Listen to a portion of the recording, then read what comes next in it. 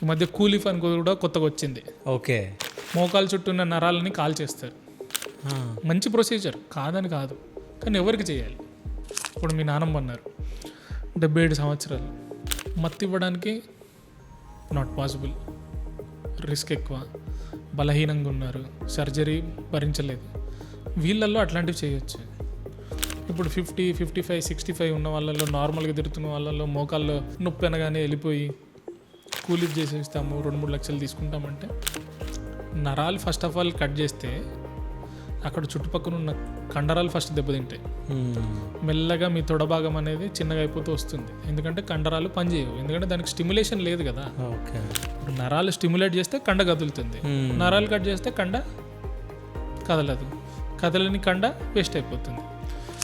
Plus మీకు నరాలు లేకపోతే, సెన్సేషన్ లేకపోతే బ్రెయిన్ నుంచి అక్కడ దాకా సిగ్నల్ సరిగ్గా పోదు. అవును. అక్కడ న్యూట్రియంట్స్ సరిగ్గా పొందవు, అక్కడ చుట్టూ ఉన్న ఎముక వీక్ అయిపోతుంది. ఇవన్నీ ప్రూవెన్.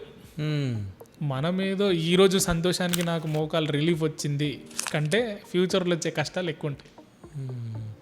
సో చాలా జుడిషియస్గా ఈ నిర్ణయాలు తీసుకోవాలి. కానీ అది చేయడం వల్ల కూడా ప్రాబ్లమే అనుకుంటా కదా. ఇప్పుడు ప్రాబ్లం అదే చెప్తున్నాను.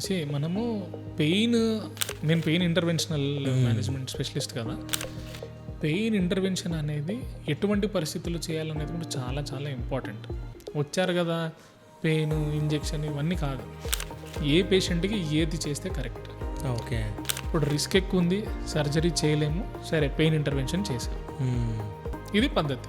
వచ్చిన ప్రతి ఒక్కడికి ఇంజెక్షన్ ఇచ్చేస్తాను, పిఆర్పి అలా చేస్తుంది, పిఆర్పి ఇలా చేస్తుందండి. పిఆర్పి ఏం చేయదు, ప్రూవ్ చేయలేరు, ఎవరు ప్రూవ్ చేయలేరు. చాలామందికి నోటీసులు కూడా వచ్చాయి, పిఆర్పి ఏం చేస్తుందో మీరు ప్రూవ్ చేయండి అని, ఎవరు ప్రూవ్ చేయలేకపోయారు. ఓకే.